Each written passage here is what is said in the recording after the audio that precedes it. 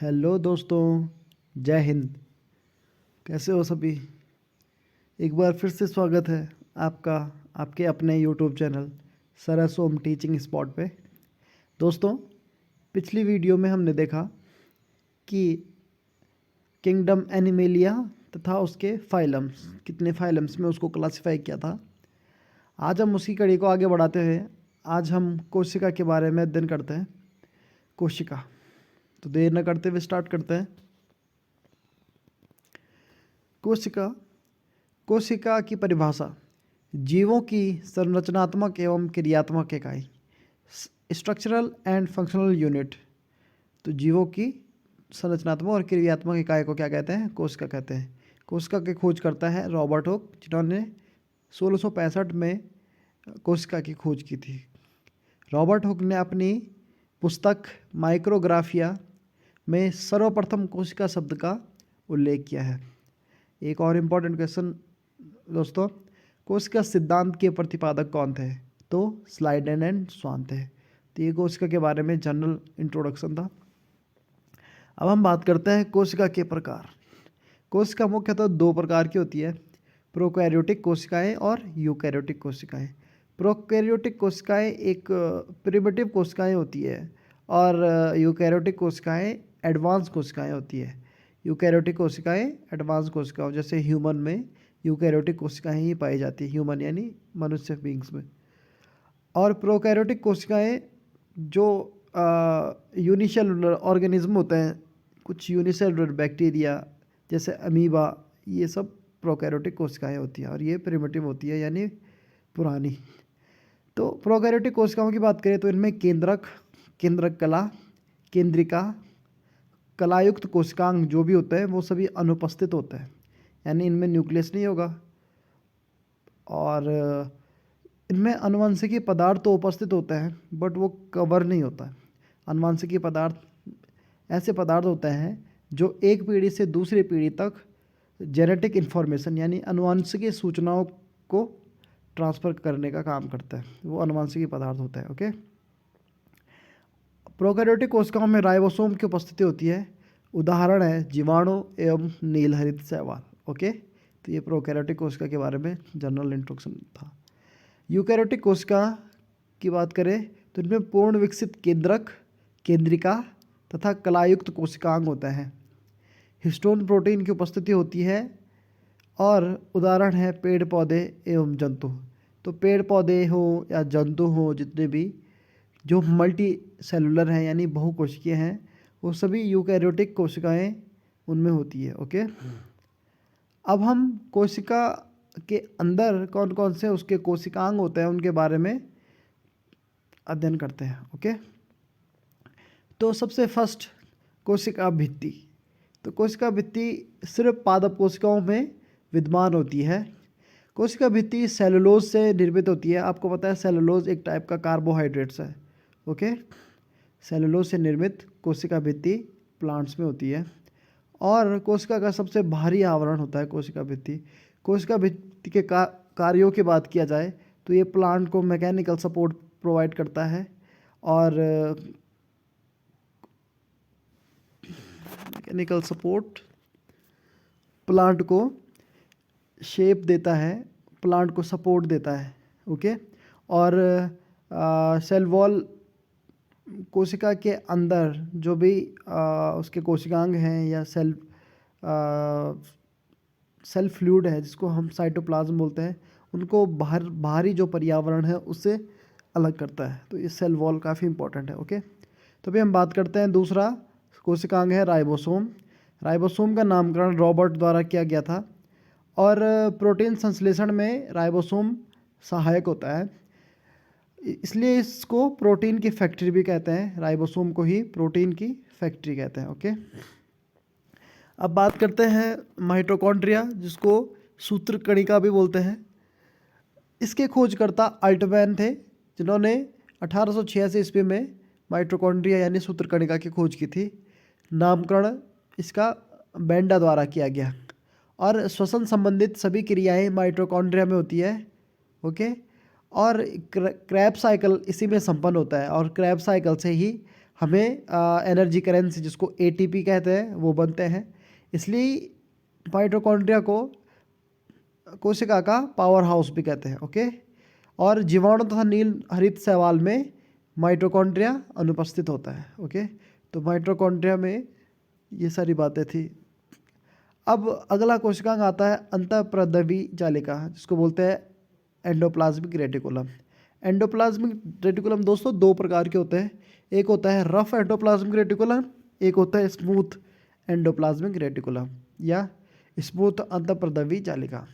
तो स्मूथ अंतःप्रद्रवी जालिका में राइबोसोम उसके सरफेस पे नहीं रहते हैं, जिस कारण से वो स्मूथ होता है। और रफ एंडोप्लाज्मिक रेटिकुलम में उसके सरफेस पे, एंडोप्लाज्मिक रेटिकुलम के सरफेस पे राइबोसोम के होने के कारण वो एकदम खुरदुरा बन जाता है, जिसको रफ बोलते हैं।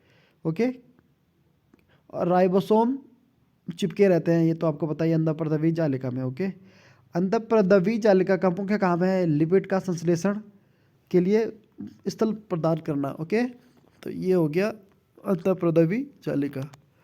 अब बात करते हैं सेल के एक बहुत ही महत्वपूर्ण कोशिकांग जिसका नाम है केंद्रक। केंद्रक की खोज रॉबर्ट ब्राउन ने 1831 ईस्वी में की थी। केंद्रक यूकैरियोटिक कोशिकाओं में उपस्थित होता है। आनुवंशिकी पदार्थ डीएनए इसके ही अंदर होता है, यानी ये डीएनए का स्रोत होता है। आनुवंशिकी पदार्थ डीएनए का स्रोत होता है। केंद्रक एक मैनेजर का काम करता है, सेल के मैनेजर का काम, मैनेजिंग डायरेक्टर का काम। ओके, तो केंद्रक काफ़ी इंपॉर्टेंट है। दूसरे कोशिकांग की तरफ चलते हैं, गोल्जी बॉडी। ओके, तो गोल्जी बॉडी के खोजकर्ता थे कैमिलो गोल्जी, जिन्होंने 1898 ईस्वी में गोल्जी बॉडी की खोज की। गोल्जी बॉडी की क्रियात्मक इकाई सिस्टर्नी होती है और इसका अन्य नाम गोल्जी उपकरण कोशिकाओं के अणुओं का यातायात प्रबंधक है, यानी इसको ट्रांसपोर्ट मैनेजर भी बोलते हैं। ओके, किसको? गोल्जी बॉडी किसका ट्रांसपोर्ट मैनेजर? कोशिका का ट्रांसपोर्ट मैनेजर। ओके, और गोल्जिकाई ग्लाइकोप्रोटीन और ग्लाइकोलिपिड का निर्माण भी करता है। तो ये कुछ इसके फंक्शंस थे। अब हम बात करते हैं लाइसोसोम्स।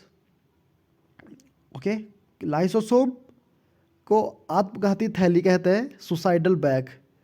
सुसाइडल बैग इसको इसलिए कहते हैं क्योंकि लाइसोसोम के अंदर हाइड्रोलिटिक एंजाइम्स होते हैं जो कि किसी भी चीज़ को पाचन करने में सक्षम होता है। ओके, तो इस वजह से लाइसोसोम का सुसाइडल बैग भी कहते हैं, और ये अपनी ही कोशिकाओं का पाचन कर सकता है। अगर कहीं पे कभी भी किसी कोशिका की मरम्मत करनी हो या कोई कोशिका ख़राब हो चुकी हो और उसको रिमूव करना हो, तो ये लाइसोसोम ही रिस्पॉन्सिबल होता है, हाइड्रोलिटिक एंजाइम की सहायता से उसको ये डाइजेस्ट कर देता है। इसलिए इसको आत्मघाती थैली बोलते हैं, यानी सुसाइडल बैग। और इसकी खोज करता है डी डुवे, जिन्होंने 1958 ईस्वी में इसकी खोज की थी। इसका निर्माण गोल्जिकाई में होता है। ओके, स्तनधारियों की लाल रक्त कणिकाओं में ये अनुपस्थित होते हैं, लाल आरबीसीज, यानी आरबीसीज पे अनुपस्थित होता है लाइसोसोम। ओके, इसलिए आरबीसी अपने आप नहीं बढ़ती, बल्कि लाइसोसोम स्प्लीन में जाके उनका डेथ होती है। अब बात करते हैं हम लवक की। लवक यानी प्लास्टिड। प्लास्टिड केवल पादपों में उपस्थित होता है। पादप यानी ओनली प्लांट्स में होगा, एनिमल सेल में नहीं होगा। ओके, और जैसे कि हरित लवक है उदाहरण के लिए, और इसके खोजकर्ता हैकल थे। हैकल 1865 ईस्वी में हैकल ने इसकी खोज की थी। आप देख सकते हो ये एक क्लोरोप्लास्ट है जो कि एक हरित लवक है। इसकी संरचना है इसके अंदर, देख सकते हैं आप। ओके, तो अब हम देखते हैं पादप कोशिका एवं जंतु कोशिका में मुख्य अंतर जो कि एग्जाम में आता है। तो सबसे पहले हम बात करते हैं अंग की। कौन सा अंग पादप कोशिका या जंतु कोशिका में से किस पे पाया जाता है? तो सबसे पहला है कोशिका भित्ति। कोशिका भित्ति ओनली पादप कोशिकाओं में होता है, जबकि जंतु कोशिकाओं में अनुपस्थित होता है। दूसरा लवक।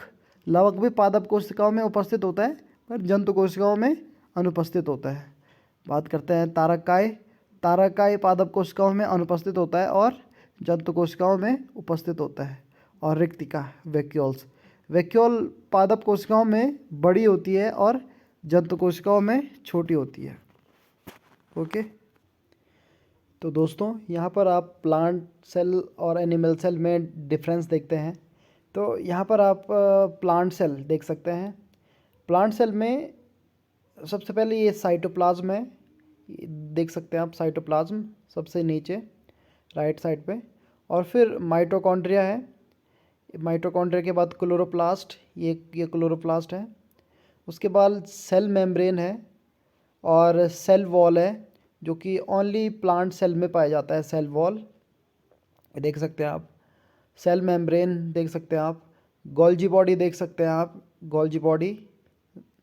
उसके बाद राइबोसोम्स देख सकते हैं आप, और ये राइबोसोम्स लगे हुए हैं एंडोप्लाज्मिक रेटिकुलम पे। तो जब राइबोसोम एंडोप्लाज्मिक रेटिकुलम की सरफेस पे लग जाते हैं तो उनको रफ एंडोप्लाज्मिक रेटिकुलम कहते हैं। और ये आप न्यूक्लियस देख सकते हैं, और यहाँ पर भी एक एंडोप्लाज्मिक रेटिकुलम है, और ये वैक्यूल्स है। तो दोस्तों आप देख सकते हैं कि प्लांट सेल में कितना बड़ा वैक्यूल है। ओके, जबकि अगर हम कंपेयर करें एनिमल सेल से, तो एनिमल सेल में देखो लाइसोसोम भी है और माइटोकॉन्ड्रिया है, गोल्जी बॉडी भी है, न्यूक्लियस भी वेल डिफाइंड न्यूक्लियस है, एंडोप्लाज्मिक रेटिकुलम दोनों हैं, rough endoplasmic and smooth endoplasmic reticulum. Rough होने का कारण मैं बता चुका हूँ, राइबोसोम उसमें प्रेजेंट होता है। इसमें सेल वॉल नहीं है बल्कि सेल मेम्ब्रेन है ओनली। तो एनिमल सेल में ओनली सेल मेम्ब्रेन होता है, जिसको कोशिका झिल्ली बोलते हैं। ओके, और ये राइबोसोम है, ये साइटोप्लाज्म है, और ये न्यूक्लियस है। तो दोस्तों ये था प्लांट और एनिमल सेल में डिफरेंस। तो दोस्तों अब कुछ परीक्षा की दृष्टि से इम्पोर्टेंट क्वेश्चंस हैं। सौर ऊर्जा एटीपी में बदलती है क्लोरोप्लास्ट में। जीनोटाइप है जीवों का आनुवंशिकी संगठन। ऐसे जीव जिनमें लिंग गुणसूत्र नहीं होते हैं, अपितु पर्यावरण ताप के आधार पर लिंग निर्धारण होता है, सरीसृप। प्लाज्मा झिल्ली बनती है प्रोटीन और लिपिड। इंपॉर्टेंट क्वेश्चन है दोस्तों। अब लवक, जो कि हमने पढ़ा था, ओनली प्लांट सेल में पाया जाता है लवक। अब हम लवकों के प्रकार देखते हैं। तो लवक कितने प्रकार के होते हैं? लवक होते हैं मुख्यतः दो प्रकार के। एक है अवर्णी लवक और दूसरा है वर्णी लवक। अवर्णी लवक यानी ल्यूकोप्लास्ट। ल्यूकोप्लास्ट सूर्य के प्रकाश से वंचित पादप भागों में ये ल्यूकोप्लास्ट विद्यमान रहता है।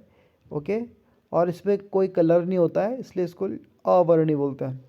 रंगहीन लवक है और संग्राहक ऊतक है, यानी इसमें संग्रहण का काम करता है, यानी कलेक्शन का, यानी फूड स्टोरेज का काम करता है। और अवस्थिति कहाँ पे होते हैं? जड़ एवं भूमिगत तनों में ये अवर्णी लवक पाए जाते हैं। ओके, तो दोस्तों अब चलते हैं वर्णी लवक पे। वर्णी लवक रंगीन लवक होते हैं और ये इनकी अवस्थिति होती है पुष्प, फल, वित्ती, बीज आदि में, यानी फ्रूट्स में, फ्लावर्स में, सीड्स में पाए जाते हैं वर्णी लवक। उदाहरण के लिए टमाटर का लाल रंग लाइकोपीन नामक वर्णी लवक के कारण टमाटर का लाल रंग होता है। गाजर का रंग कैरोटीन के कारण होता है। चुकंदर का रंग विटामिन के कारण होता है, और पत्तियों का पीला रंग कैरोटीन के कारण होता है। ओके, पादपों की पराबैंगनी किरणों से रक्षा हल्के नीले रंग वाला फाइकोसाइनिन करता है। ये भी इंपॉर्टेंट क्वेश्चन है। पादपों की पराबैंगनी किरणों से रक्षा कौन करता है? हल्के नीले रंग वाला फाइकोसाइनिन। ओके, अब बहुत इंपॉर्टेंट है हरित लवक। हरित लवक यानी क्लोरोप्लास्ट हरा कलर का होता है, और ये क्लोरोप्लास्ट क्लोरोफिल में प्रेजेंट होता है। ओके, तो कन्फ्यूज़न नहीं होना चाहिए, क्लोरोफिल और क्लोरोप्लास्ट दो अलग अलग चीज़ें हैं। क्लोरोफिल में क्लोरोप्लास्ट प्रेजेंट होता है, और क्लोरोप्लास्ट के अंदर ग्रेना नामक संरचनाएं होती है। ओके, ग्रेना और स्ट्रोमा।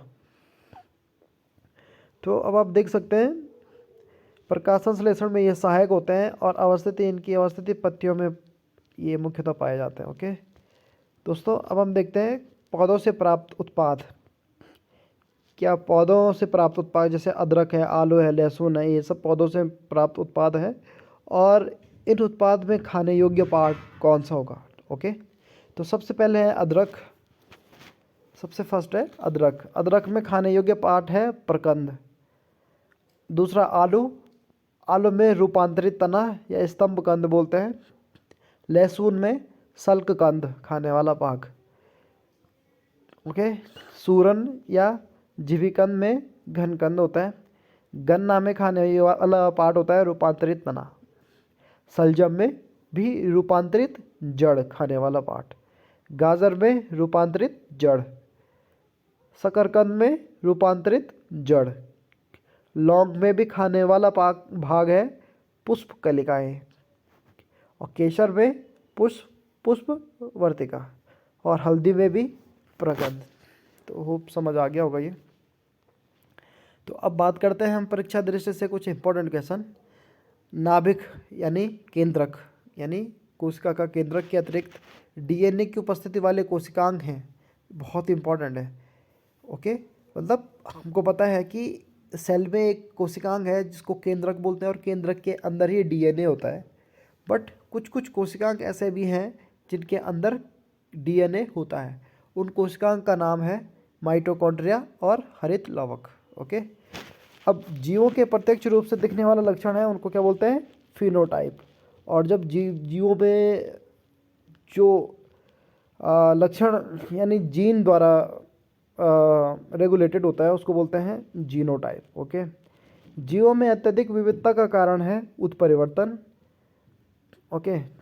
प्रक्रमित कोशिका मृत्यु का कोशिकीय और आणविक नियंत्रण है एपोप्टोसिस।